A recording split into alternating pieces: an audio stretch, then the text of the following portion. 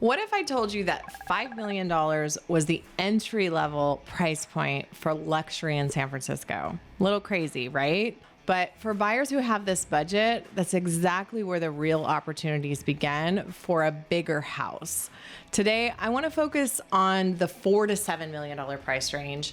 And if you're looking for a large house, which we consider to be 3,000 square feet and up in San Francisco, this is a price point that you're most likely going to find yourself to want to be in. So I'm going to show you exactly which neighborhoods that you should look at, including what I think is one of the best kept secrets in San Francisco. That way, you're going to be able to get ahead of your competition. Yes, there's going to be competition in this price point because there's a limited number of homes. So last year, get this, there were only 2,169 single-family home sales in all of San Francisco. That's in all price points. That's crazy, right? Less than 6% of those, so 145, fell into this price band.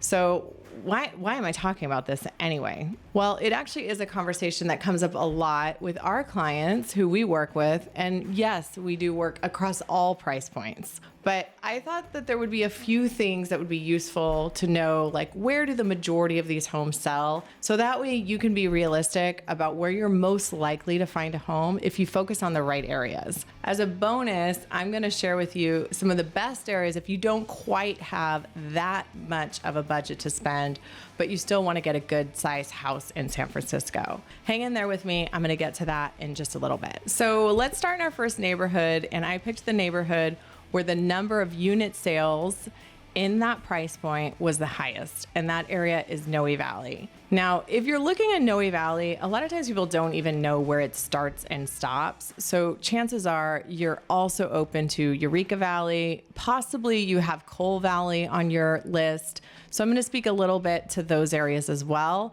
If we take all three of those neighborhoods and we combine them together, typically, I have buyers that are looking in all three of those neighborhoods because they have some of the same things. They're centrally located. They're considered somewhat equal when it comes to walkability and public transportation and also weather.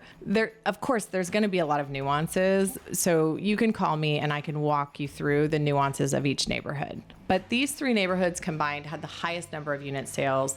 Noe had 23, Eureka Valley had 9, and Cole Valley had 3. Now, Cole Valley, you're like, that's not a lot.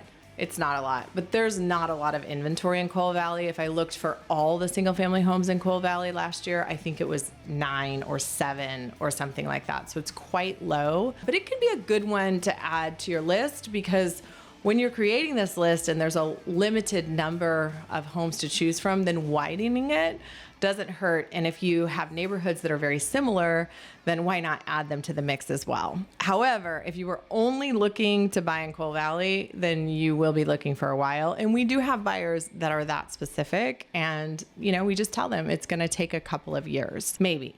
It just depends. Or you have to be really ready to compete when the right home comes up. So the other thing that's worth pointing out is if you don't have $5 million to spend, another area on this list that's going to be one of your best bets for getting a good size, maybe not as large, but a good size single family home is going to be Eureka Valley. When I changed the price in MLS and lowered it to $3 million, Eureka Valley went from 9 homes to 25 homes. Noe Valley went from 23 to 36. So there's also going to be a pretty good amount of additional inventory in those price points in those neighborhoods. So you can keep those on your list if you are in that lower price point as well. In the $5 million price point, the average price in these neighborhoods was around $1,400 a square foot. That's a good metric to keep your eye on. There was a max that went up to $1,800 a square foot. So more than likely, if there's an underpricing strategy going on, which often there is, you have at least some math to quickly calculate, like, where do I think, what is the range that this home might land in? And of course, a good realtor is going to be a better source for helping you figure out the comps. But that's a rough idea of how to get started of is this massively underpriced or not? I thought it'd be fun to walk you through a few of the homes in these price points in each neighborhood so you can kind of compare and contrast what you give up because there's different price points in them. So you can see what you get in each neighborhood and what the differences are. Hopefully that will be fun, let me know down in the comments below. So let's start in Noe Valley. I'm going to show you a house that we sold last year. Okay, so this house sold for $6.3 million. You can see it was gorgeous, you guys. This is a Feldman architecture design, and they are a very sought after architecture firm. This was a LEED certified house, so it had a lot of green attributes to it. So this floor was actually, it was brought in from a barn in Napa. It was all repurposed floor. Really large kitchen. Walked out into this beautiful living room. You had views of downtown. Can't really see them as much there. Really, really nice backyard. This was a stainless steel custom hot tub. There's a beautiful fire pit here. This oak tree was a cork oak tree, like super cool, super old. I didn't even know there was such thing as a cork tree. This is a cypress, that back there was a cypress wall of wood that was brought in from Austin, Texas. This is the primary suite. There was a shade that came down here that was a screen. This turned into a whole big movie screen in here. And then check out those views. Nice, right? This particular location, this is actually considered, sorry, I think I said Noe Valley, but this is actually considered Eureka Valley. It's kind of on the border. Check out this bathroom. Oh my gosh, it's sick, right? So nice. These tiles were recycled glass from TVs, those old school tube TVs. This was my favorite part of the house, is this waterfall skylight here. So gorgeous, right? And this light fixture was so cool. It was these like recycled telephone poles that they turned into lights. So this had 3 bedrooms, 2 baths on 1 level with the primary suite up on top. All good size rooms. This was the main bedroom level. Laundry room on that level as well. And then this was downstairs. So downstairs you had this big like rec room, family room. Now what this house didn't have is a downstairs bedroom. Like you could turn that into a bedroom if you wanted to, but you'd probably want to use it actually as a family room. And then that walked out onto this yard. You did have the ability to come down these spiral staircases down into the yard as well. This fire pit was awesome. And then they had this cool shipping container that was used like as an office or an extra like pool room. Super, super cool house. So that house sold with 3 offers. It was really competitive. Another thing to point out that's really important in this price point is that I actually reached out to a select group of agents over the summer to see if they wanted to buy it off market. And it was offered to them at a price that was about $300,000 below where it actually ended up selling. So now none of them took me up on the offer. The house wasn't prepped. It wasn't staged. So that can make a difference. Sometimes actually a lot of people in that price point were just out of town for summer, which is not uncommon. That's why we didn't bring it on the market then, but like offered, the seller was like willing to let go of it and show and sell it early for the price that they wanted. I would say in this price point, like as much as like 30 to 50% of the homes, and it depends on kind of like the seasonality point in the market, but they are often shown off market. So if you're not working with an agent that's really, really plugged into this price point and super respected for knowing that they can close the deal smoothly, you're not going to get access to these homes. So it's really, really important that you can get that off-market access in order to see all the inventory, because it's not unusual for some of those homes to actually sell before they hit the market. This winter, actually, we sold 3 homes off market, 2 on the listing side in December, and then we were able to get our clients into contract on another home that was off market, which is in another neighborhood. So I'm going to go over that in a second, for $1.5 million off of the list price. Crazy. I know. That was a good negotiation. I love that. The other thing that we were able to do in the seasonal time that's really important is in December, we also were able to, there was a home that was on market, wasn't selling, was getting ready to come off the market. My clients saw it, they liked it, but they needed to sell their house, which we never, this is my first ever time to get a client into contract in a situation where they had a contingency to sell, but understanding like seasonality, because that seller was getting ready to take it off the market and it was going to sit off the market for a while and then go back on. So for them, in order to wait for them to sell it, they weren't really waiting, right? Because they were not going to be on the market anyway. So there's some little tricks like that can happen if you have a full understanding of exactly how seasonality and different things like that work. So back to Noe Valley in terms of what you're going to find there. You're going to see a lot of Victorians, Edwardians, early 1900s homes. There's a good mix of condos in the neighborhood, so it's not all this price point. In fact, Noe has a really, really nice mix of price points. It's just that the lower priced single families are much smaller. And today we're talking about somebody who wants a large house. But I think diversity of price point is actually part of what makes the neighborhood really special, is that you have all kinds of people. And so a lot of the people who live here, they actually like that. They want to be around all different kinds of socioeconomic classes. Some of the neighborhoods that I'm going to get to a little bit later are a little less diverse in that regard. But let's talk a little bit about what makes Noe Valley special. Well, one thing is weather. It sits in what I call a banana belt of San Francisco, which means a lot more sunshine and a lot less fog. Now, that's not true of all of Noe Valley, so it's important to understand the block to block, which I'm happy to explain to you if you want to reach out. But that's so true of all different neighborhoods in the city, but even within neighborhoods, there's different weather patterns, which is kind of crazy, I know. Although there's still a lot of homes that are selling below 2022, which was the top of the market, this area, it's held its prices better than I would say many of the adjacent neighborhoods like Bernal Heights and Glen Park. To be clear, you've always been able to stretch your dollar further in those neighborhoods than Noe. But the gap actually widened a lot since that last correction.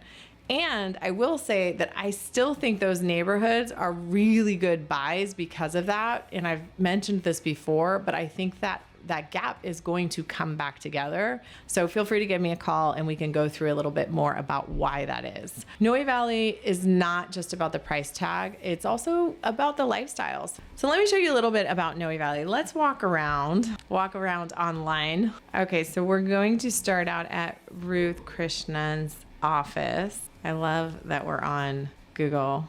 I love that. So cool. I couldn't even put it into my Jeep. I know, I'm weird, but okay. So you have a Whole Foods here, which is awesome. Actually, it's not the most awesome Whole Foods, but it is awesome to have one in the neighborhood.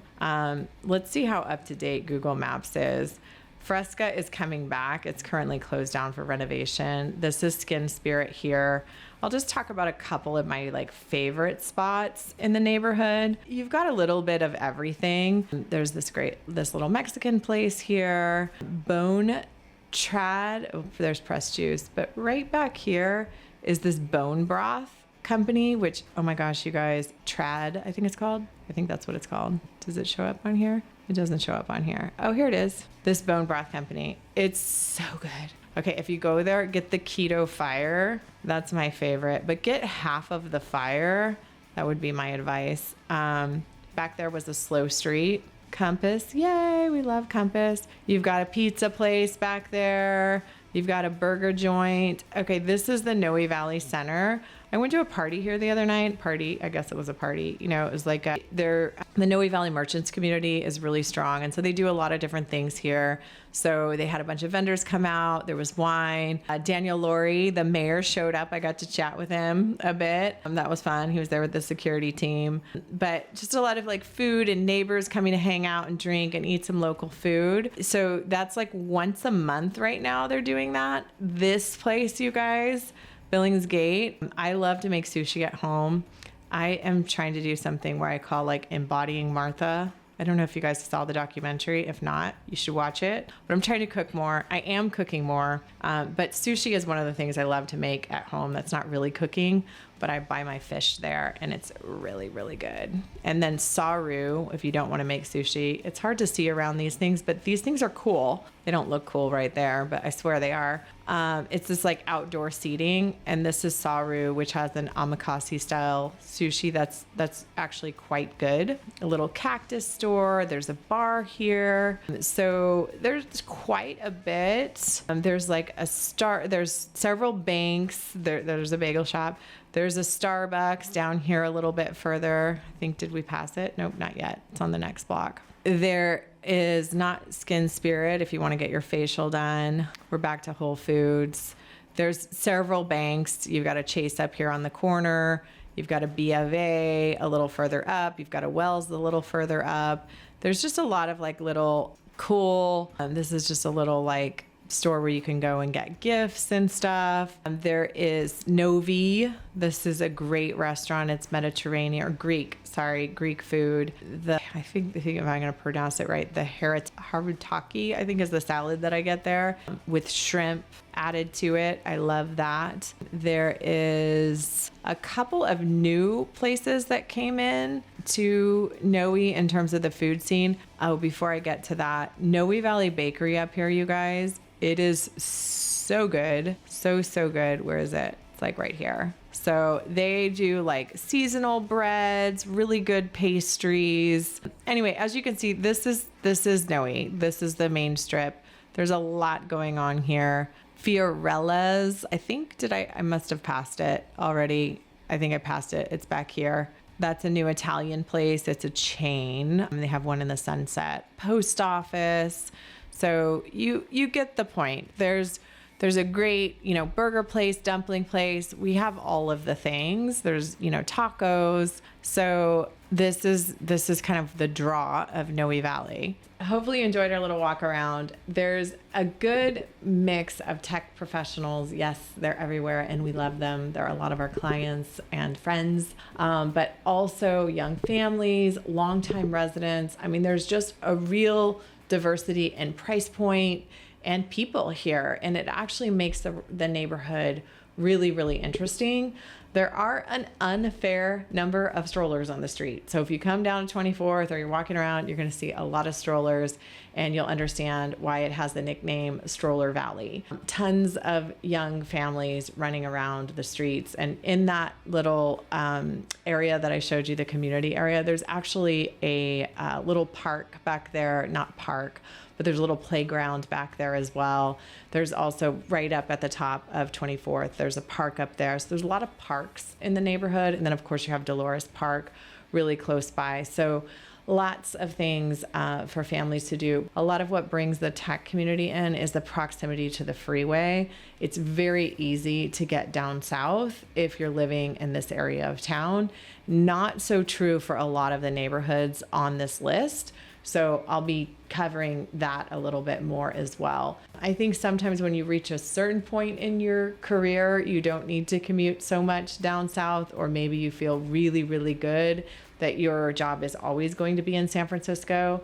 But if you are doing that, like sometimes going to Mountain View commute or sometimes going to Palo Alto commute, this is an easy, I don't know, it's probably 40 minutes down there from here. So if Noe is too expensive, and it is for a lot of people, we can talk about some good alternatives. I mentioned to you already Bernal and Glen Park, where you can stretch your dollar a little bit further. If those are still too expensive for you, you can ditch the sun and the walkability and head over. Some of our buyers will head over to like Mira Loma or even West Portal, some areas like that. So happy to chat with you about that offline. Okay, next up, coming in at number 2 for inventory in this price point of 4 to 7 million, we have none other than Pacific Heights. Pacific Heights is not unlike Noe in that it's one of the neighborhoods that I see that people are kind of do or die, meaning they really want to be in Pacific Heights or they don't want to be in anywhere else. But sometimes Pacific Heights buyers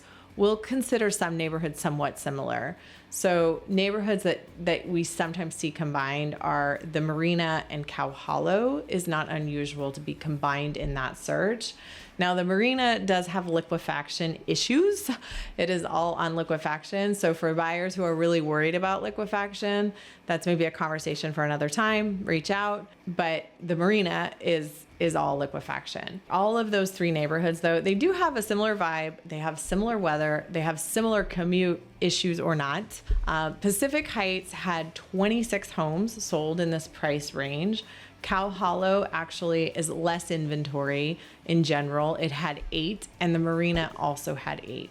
So if we combine all of those neighborhoods together, that puts us at 32 unit sales in the last year in this price point, or about 22% of the 145 homes available in this price point for a year period. Now, if I were to change that search again for all of those neighborhoods to see, like, can I gain a little bit more inventory if I had a little bit less money, and I change it down to $3 million, the only neighborhood that changed substantially was the Marina. And in the Marina, whenever I changed that price point, it added another 10 homes, which I wasn't surprised by, because there's actually quite a lot of really great homes in that $3 to $4 million price point that sell in the Marina. They're just not as big. So today we're talking about big, which for us, again, is not that big, but 3,000 plus 4,000 square feet. So I wouldn't be surprised, because I'm a mind reader, if Pacific Heights was one of the top neighborhoods that came to mind whenever I said the word luxury.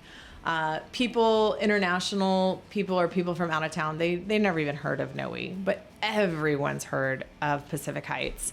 And that's for a really good reason. It's very, very famous. And the overwhelming majority of luxury is actually in Pacific Heights. And when I'm talking about luxury, I'm talking about massive luxury, like think really expensive, like over 10 or even $20 million. An unfair percentage of those homes are actually sold in this neighborhood. So it is a little bit more expensive. And unlike Presidio Heights, which may have come to mind for you as well, but is not on our list today, there is a diversity of price point. So there are a lot of condos and a lot of different kinds of things in Pacific Heights, but for single family homes, the price point generally starts at 5. And even at 5 million, you're looking at it's kind of a fixer. So it's not as nice of a home as what you would get in Noe Valley for 5 million.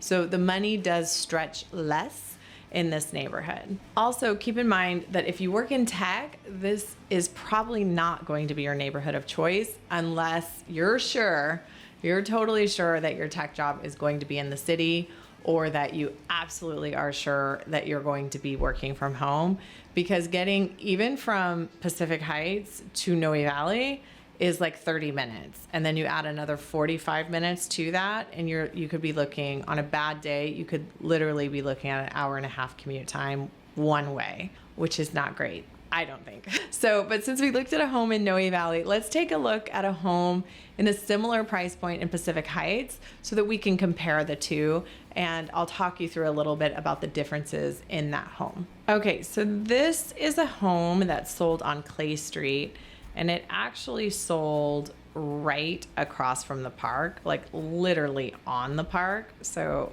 check this out. I mean, how awesome is that? It's just like, you're just looking at all green space, and look at this street.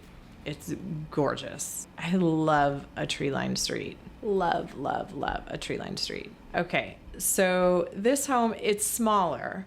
It was 3,500 square feet. The other one that we looked at was 4,000 square feet on Church. This was also down to the studs renovation. I think it was a little bit of a higher end renovation. It sold for just under $7 million. So this is going to be the top of that price band.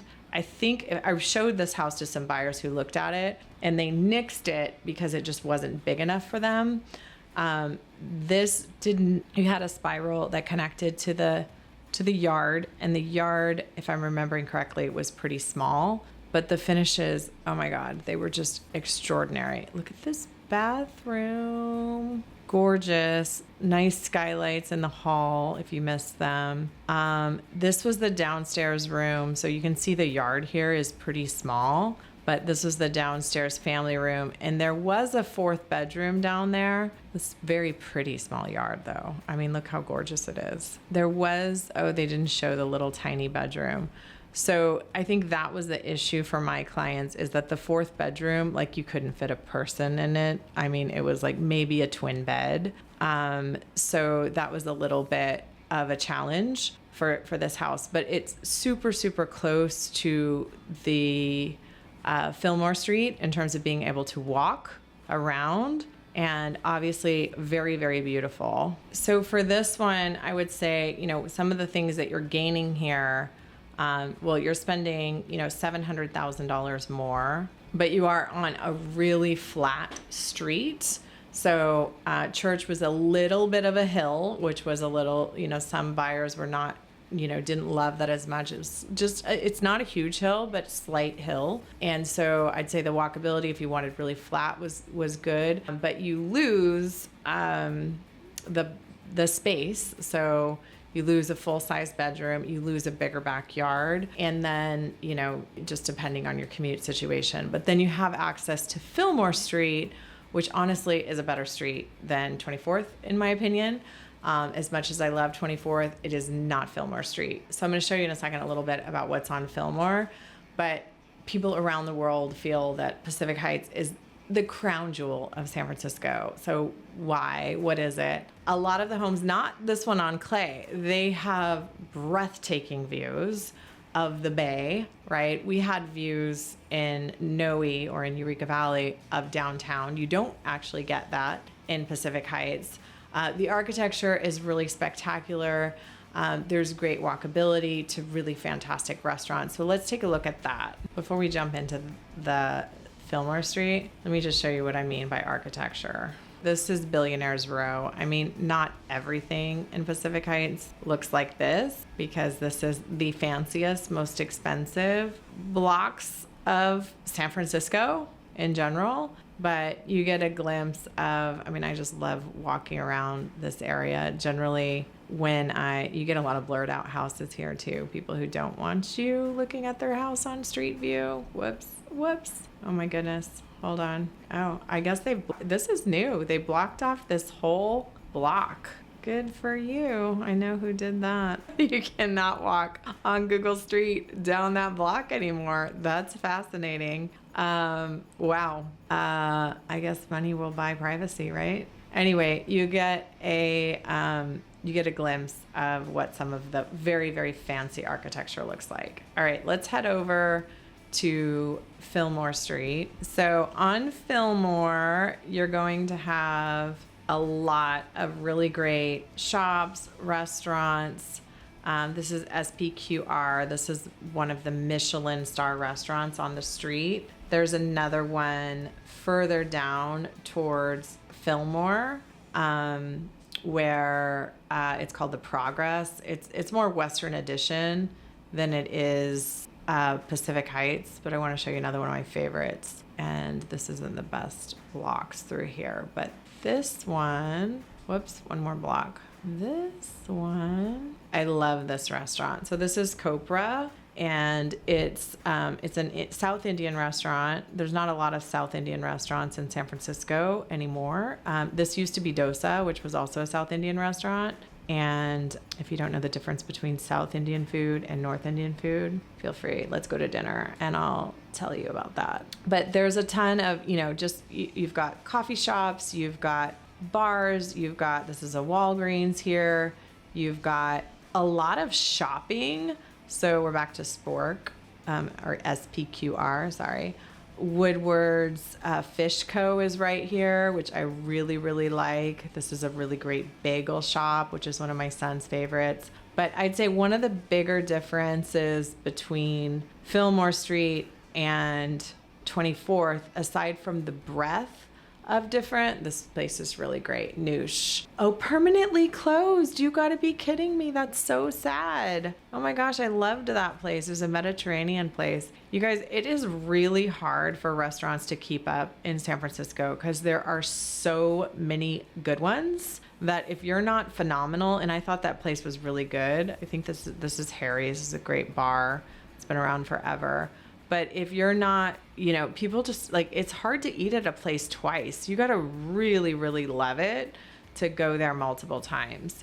But so sorry, I was trying to say earlier, but I got distracted, that there's a ton of high-end shopping. You've got Veronica Beard, you've got Rag and Bone. So that's a difference between 24th. There's not high-end shopping on 24th. This is a great taco shop. So lots of great things, and just the number of restaurants and shops on Fillmore is dramatically higher than a lot of the walkable streets in San Francisco. So I got to show you the main drag. There's a bunch of parks as well. And the parks, they have amazing views and, and a lot going on, like good playgrounds, good basketball courts, good tennis courts, good pickleball courts. So just a really good quality of life. Additionally, you're not far from the marina. So going down to like Marina Green and Christie Field and, having access to the Lion Street steps, which I love, is all part of living on that side of town. Also, you have the Presidio right there. So walking through the trails there, playing golf. If you're a big golf player, that's supposed to be, I don't play golf, but that is supposed to be a really nice golf course. So the median price point in Pacific Heights, it hovers around $5.5 million. But as I mentioned, you can definitely go up. There was a house that sold for $70 million last year on the block that I couldn't show you. Maybe that's why. But most of those homes are going for like $25, $30 million. And, so there's a wide variety of price points. They also go down, but you're going to have to step out of a single family home to go down in price in this neighborhood. We sold a condo last year. Last year. We sold a condo last year on Jackson Street. So cute. 3 bedrooms, 2 baths, all redone. Beautiful kitchen. My client lived there with 3 kids, walkable to Fillmore Street, and we sold it for 2.2. So, it is a pretty accessible price point for San Francisco if you're willing to give up the single family home. So one thing about Pacific Heights that I do think is a little bit different is that there is a really high amount of people who own their homes there. I think the home ownership level is around 73%. So you have a lot of very long-term residents there.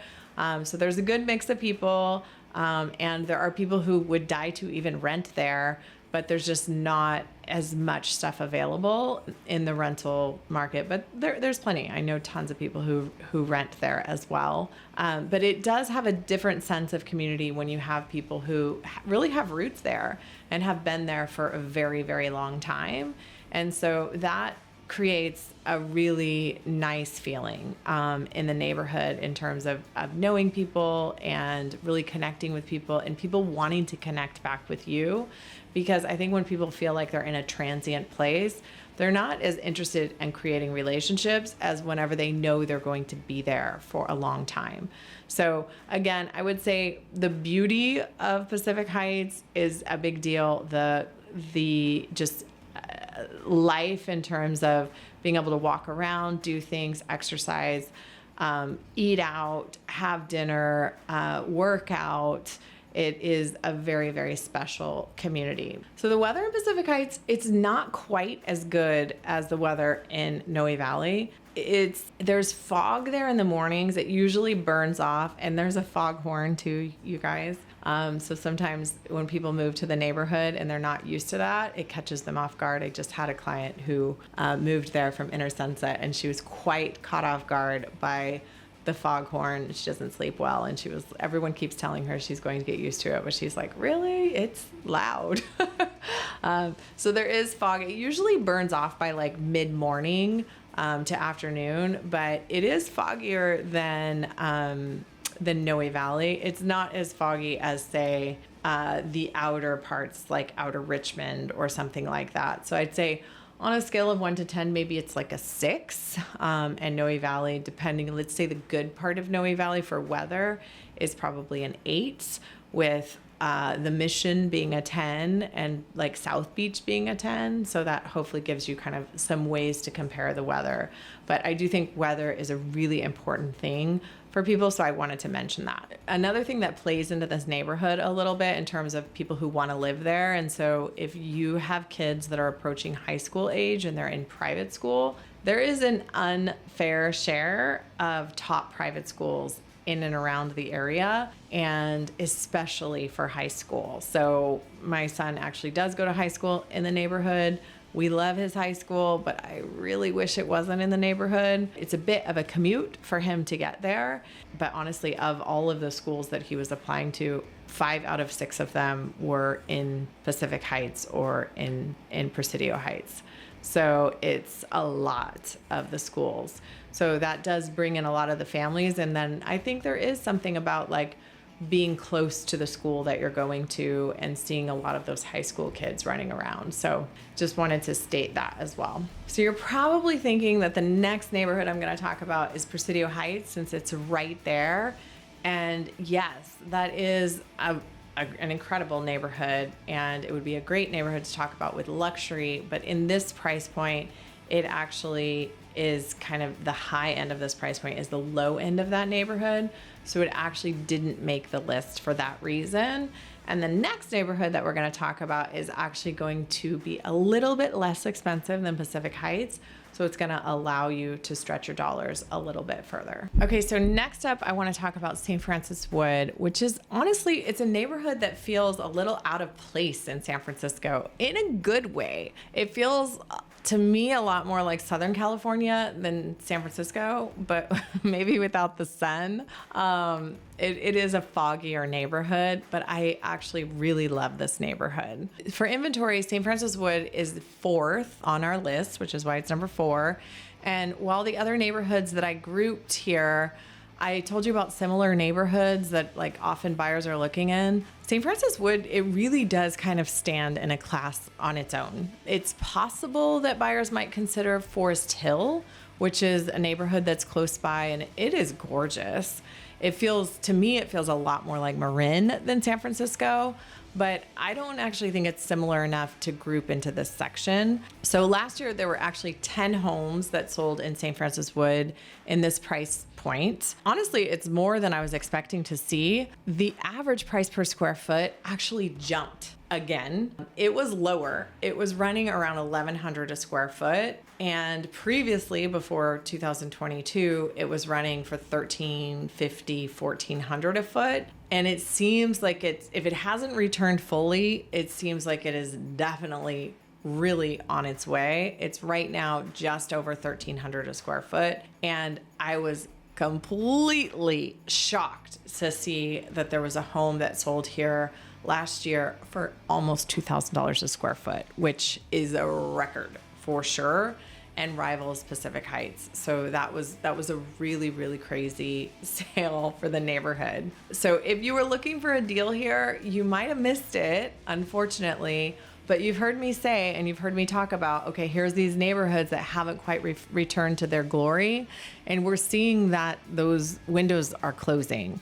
So if you missed my commentary on that, which is actually in this video and in a bunch of other videos, feel free to reach out. You know, price is not everything when you're buying. Getting a deal is definitely not everything when you're buying. But, you know, buying something that has in a neighborhood that you would have bought in anyway, that has some built-in appreciation is great. It's never a bad thing. So when my husband and I bought our first house, which was over 20 years ago, we were on a shoestring budget. And I remember driving through St. Francis Wood and thinking, oh my God, this would be my number one choice for a neighborhood. I just absolutely loved the wide streets and the architecture and the feel of the neighborhood and the houses. There's so many oversized lots by San Francisco standards. All the homes are detached. And in a city where even a $10 million home often shares walls with neighbors, this is actually pretty rare.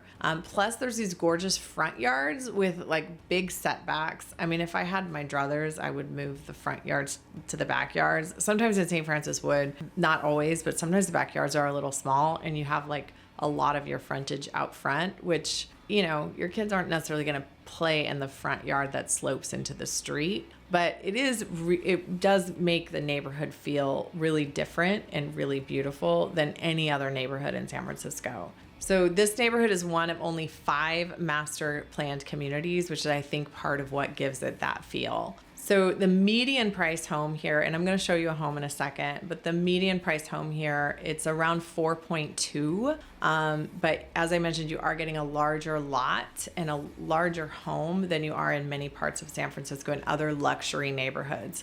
And just to put it into perspective, the average lot in the neighborhood is about 6,200 square foot, which is double what you find in other parts of the city. Also, I think it's worth mentioning that most of the homes here are going to be in the $4 to $5 million price point rather than the $6 to $7 million price point.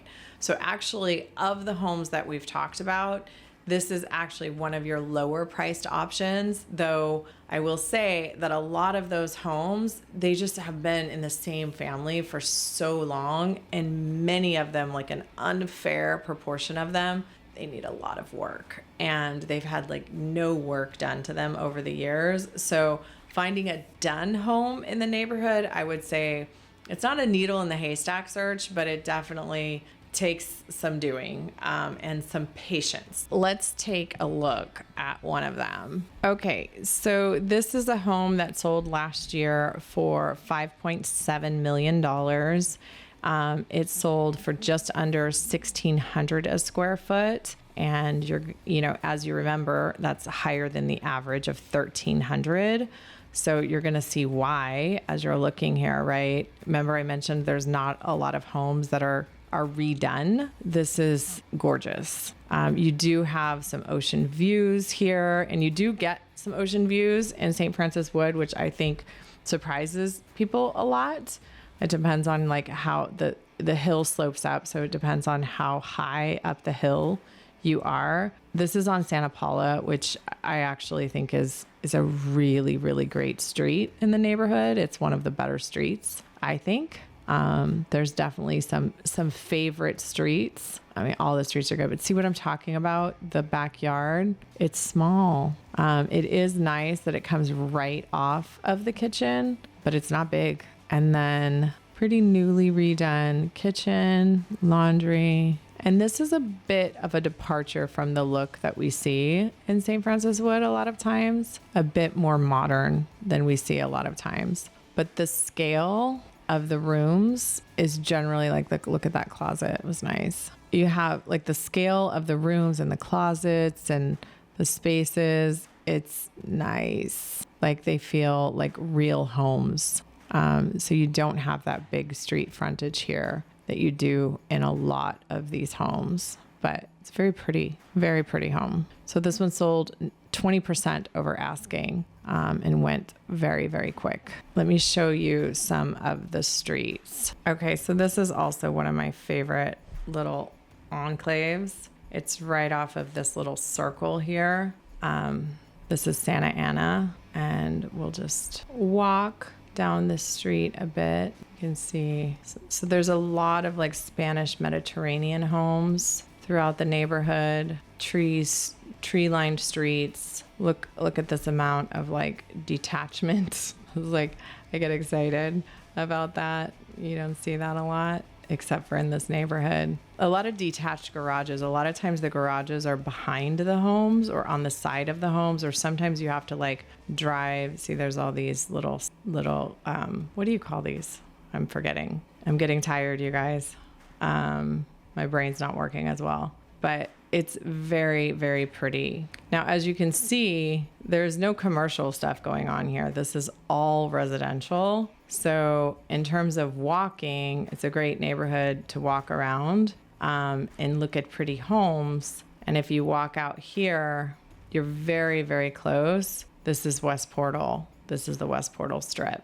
My business partner just did a whole video on West Portal, so you should check that out. It's really, really good. So, here's where it gets interesting. You might say, like, that sounds really expensive. As you can see, it's not far to walk to West Portal, but walkability could definitely be better. But you're close, and there's a lot of good restaurants. Actually, West Portal, Lauren highlighted this in her video, but it's kind of having a revival for the restaurants. There's been some really good ones that opened up there. So A lot of times I would say it's like a car neighborhood. You're living there, and then it's a bit more of a suburban feel. Okay, speaking of location, if you work in tech and you need to get down to Silicon Valley, then St. Francis Wood is actually going to be an amazing choice. Being on the south side of the city, you can just avoid all of the traffic in your commute and really be right on the freeway. And you're looking about probably 45 minutes, again, very similar to Noe Valley, without traffic down to Palo Alto, which is not bad. Hopefully you're only going a few times a week, but even if you're not, I feel like you can't get anywhere in San Francisco in less than 30 minutes, so not too bad. So let's talk about the community itself. There's about 1,000 residents, and it's a really tight-knit community. About 80% of their residents own their own home, which again, it's higher than almost anywhere. There's a lot of private parks spread across the neighborhood, and for residents, just having those wide tree-lined streets, it makes it perfect to just like walk around with your family, walk your dog. I mentioned this a little bit earlier, but the weather, it tends to be cooler and it's foggier than other parts of San Francisco. But the silver lining maybe is that a lot of the homes do have an ocean view, and on clear days, the scenery is absolutely breathtaking. Okay, so for last but not least, we have another master plan community on our list, and I wanted to talk about Seacliff. So Seacliff, it would also be on my list of neighborhoods to move to if I could move anywhere. It's gorgeous, you guys. Every time I go over there, I'm just like, oh, it's so, so pretty. It just takes my breath away.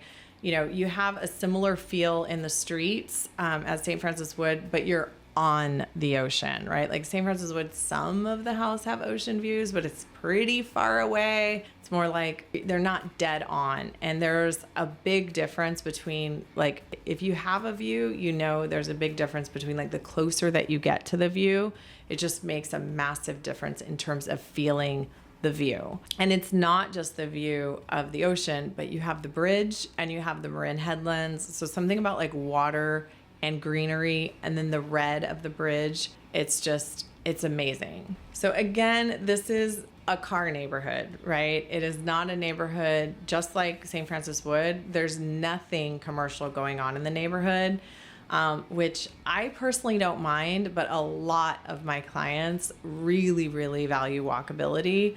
Maybe I'm a suburban girl at heart. I personally think getting in a car or an Uber is not a big deal. And I like to I think I live a busy life, so coming home to something a little calming is actually really, really nice. But that makes the neighborhood not for everybody.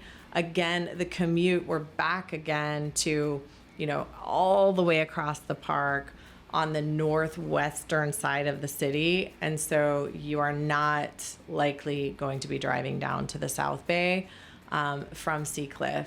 And even public transportation is a little bit tricky, but not impossible. You just have to get up more on the main streets. The other thing that I love about Seacliff is one of my favorite parts of San Francisco is Land's End Trail. And literally from your front door, you can walk out and be on Land's End Trail, which is, you know, on the cliffs of San Francisco overlooking the ocean. And it's really, really beautiful. So you go one direction, you're in Land's End Trail, and then you go the other direction and you're in the Presidio, and then you go straight forward and you're on the beach. So it's just epic. Let's take a look at what a house looks like there. Okay, so this is a house that just closed on 25th Avenue, and it's a mid-century modern. So as you can see, you have a mix. There's a lot of Spanish Mediterranean homes out here, which I love. Again, it's kind of a dead-end street / cul-de-sac, and you have a gated driveway here, which is really nice. I personally love a mid-century modern home. This one was all redone and really nicely redone. I also had buyers look at this home. They decided against it because the bedrooms were split, but the finishes are epic. And this home got several offers on it and went very, very quickly.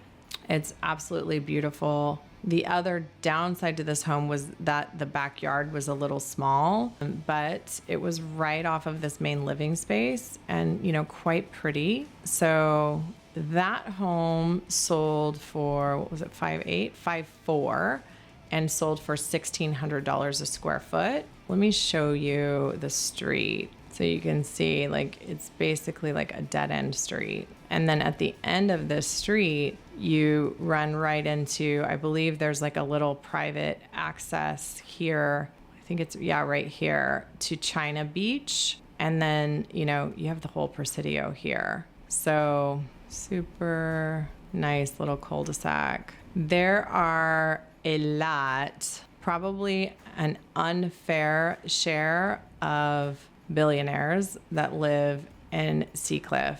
And there's not inventory that comes up frequently. And I'm not going to start like name dropping people who live there currently, but Sharon Stone lived there at one time, actually on 25th Avenue, I believe her house is.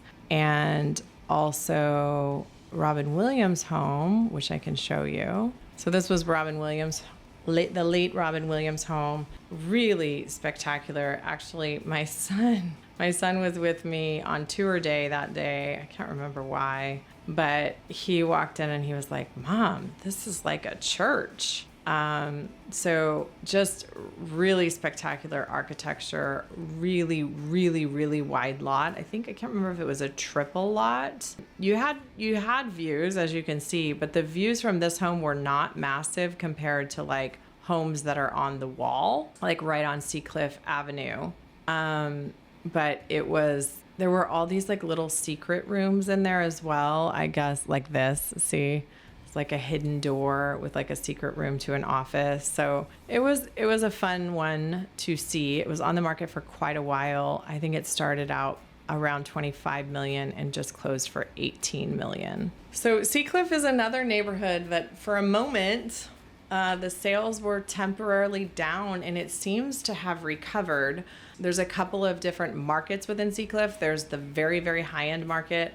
The homes right on the ocean are, ranging from like $15 to $30 million. There have been some on the market for in the $40 million range. I believe that one didn't actually sell, but they are very, very hard to come by. There's not very many of them, but then there's actually a lot of homes back that are more in the $4 and $5 million range, or you can get a really nice big home that needs a lot of work. It's another neighborhood where a lot of the homes need work for around $3.5 or $4 million, and they have really, really good bones. I think probably the moment for, that depression seems to be over in Seacliff, so we'll see how things play out this year. So here's what you need to know if you're considering Seacliff. Inventory is really, really limited. In this price point, there were 9 homes that sold last year. So there's just never a lot of inventory. Some people who are looking specifically for Seacliff, like I have a client right now, they are only going to live there. They are only going to live like on the cliff. And we are working very, very hard to procure inventory to make that happen. And they recognize that it could take 2 years to get them that home, and they are going to be very patient. So weather, I've talked to you about weather in all neighborhoods. Seacliff, it also tends to be a little bit foggier. At least that's what people say, but I swear to God, every time I go there, it's sunny. I don't know if it's like people are lying. I mean, it makes sense that it would be foggy based on where it is, but every time I go there, it's sunny. And it's so pretty when it's sunny, but it should be foggy.